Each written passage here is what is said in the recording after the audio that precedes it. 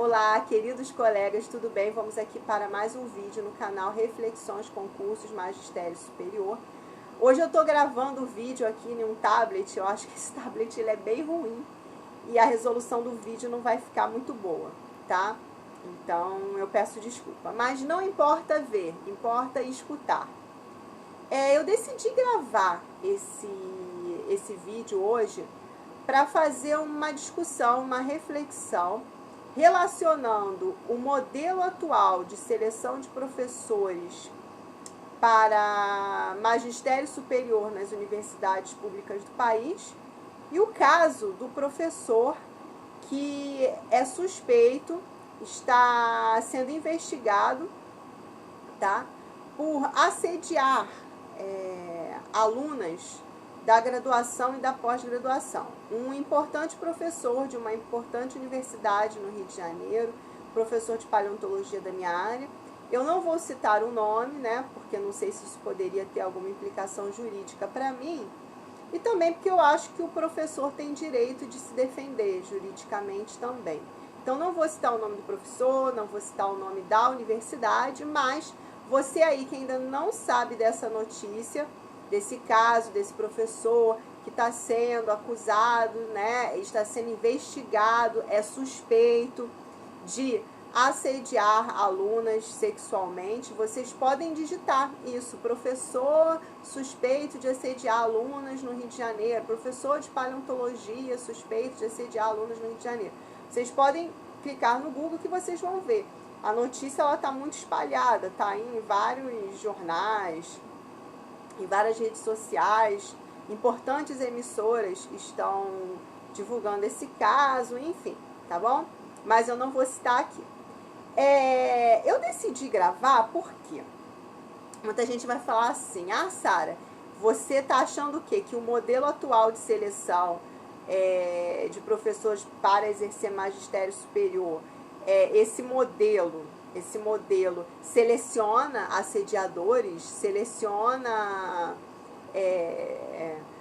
professores que cometem esse tipo de abuso, é isso? Não é isso, tá? Não é isso, longe disso. Até porque eu não acredito que exista nenhum tipo de processo seletivo, por mais transparente que esse processo seja, por mais democrático, por menos vulnerável que esse processo seja, eu não acredito que exista algum processo que possa prever esse tipo de comportamento e de crime, né? Que algum professor, que algum docente pode vir a cometer, tá? Eu não acredito que exista. Por mais até que a gente tenha alguns concursos, alguns processos seletivos que tenham psicotécnico, enfim, eu não acredito que dê para prever isso. Então, não é nesse sentido. Eu decidi fazer essa discussão porque eu acho que o modelo atual, ele dá poder, ele é vulnerável, né? Vamos dizer assim, vou falar melhor. O modelo atual, ele é vulnerável, ele dá uma certa possibilidade, vamos dizer assim, de que um professor assediador, seja assediador sexual, seja assediador moral, professor, professora, né, enfim, ele dá um espaço para que essas pessoas tenham poderes em suas mãos e os candidatos fiquem submetidos a eles, tá? Vulneráveis a eles. Sabe? O modelo atual faz isso. Você vai dizer, mas por quê? Ele permite isso, tá? Ele dá essa vulnerabilidade. Você vai dizer, como assim? Por quê? Bom, primeiro, como eu disse, a banca ela é aberta. Os membros da banca sabem quem são os candidatos e os candidatos sabem quem são os membros da banca. Já começa por aí. Uma grande falha que na maior parte dos concursos aí isso não existe. Então,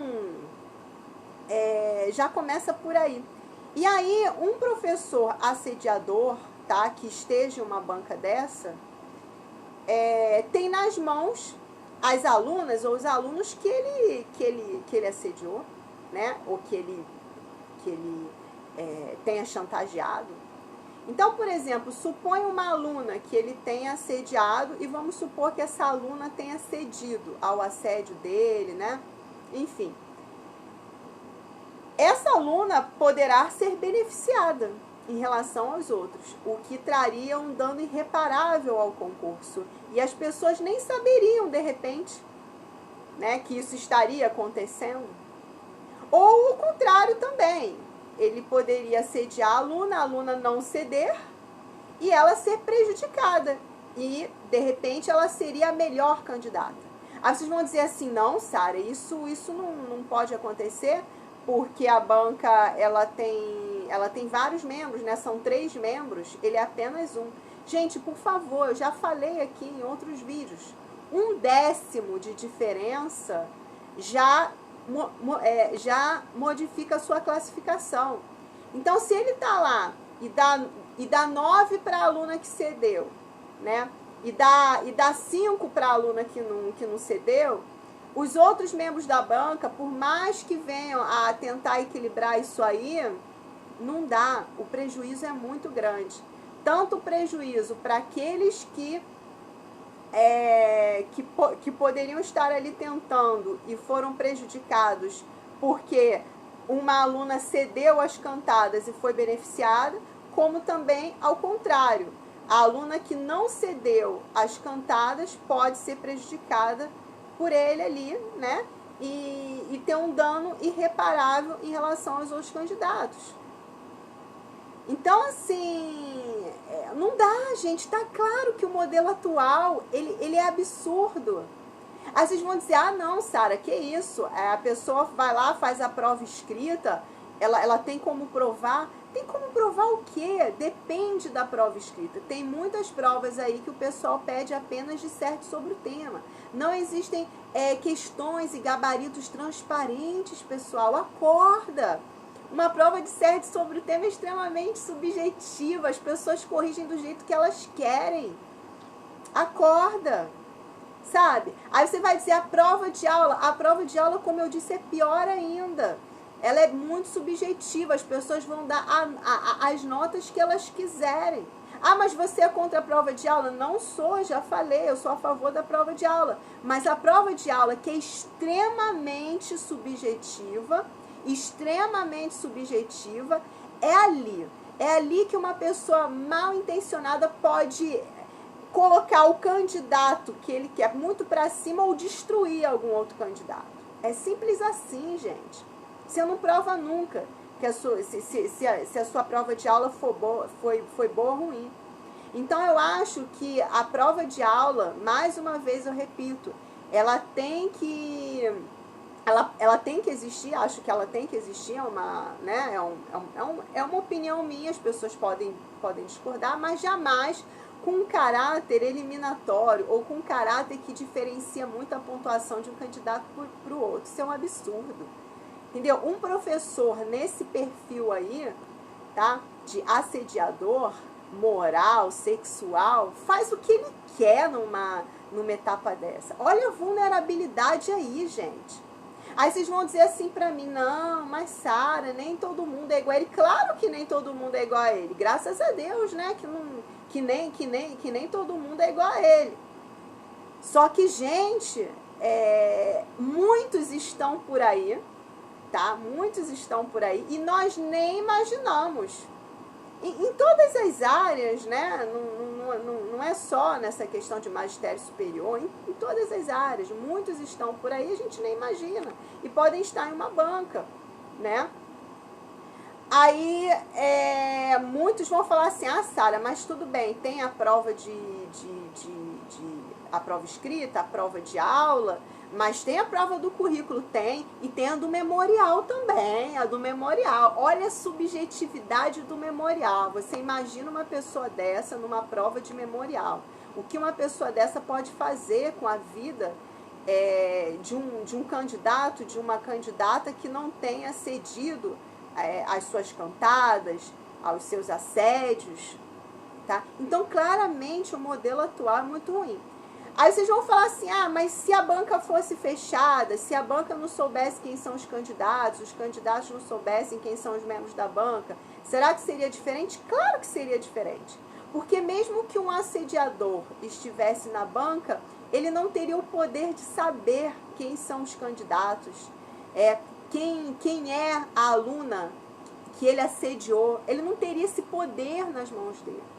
Então, claramente, o modelo atual é ruim. Se nós tivéssemos uma organizadora de concurso, isso iria diminuir muito. É aquilo, não existe nenhum processo seletivo perfeito, mas é aquilo, a gente tem que procurar buscar o processo seletivo menos vulnerável, mais democrático e mais transparente. E definitivamente o modelo atual não é. Ele não é mais democrático, vou repetir, né, porque ele acontece individualmente, de maneira autônoma, fazendo as pessoas terem que viajar, gente, gastar fortunas. Tem gente que não tem esse dinheiro, não tem esse tempo, tem pessoas que trabalham, isso é um absurdo, tá?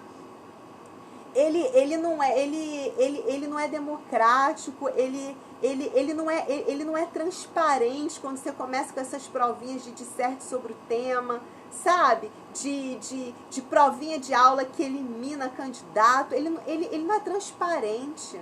Ele é vergonhoso, gente. Ele é vulnerável. Vocês imaginem um professor desse, né, que assim, é aquilo, eu nem cito o nome, porque ele tem o direito de se defender. De repente, ele nem nunca cometeu os crimes que as pessoas estão acusando, né? Eu não sei, né? Quem tem que saber, quem tem que investigar isso aí é a polícia, o Ministério Público, sei lá o quê, né? E não eu. E não o meu julgamento, o julgamento dos outros.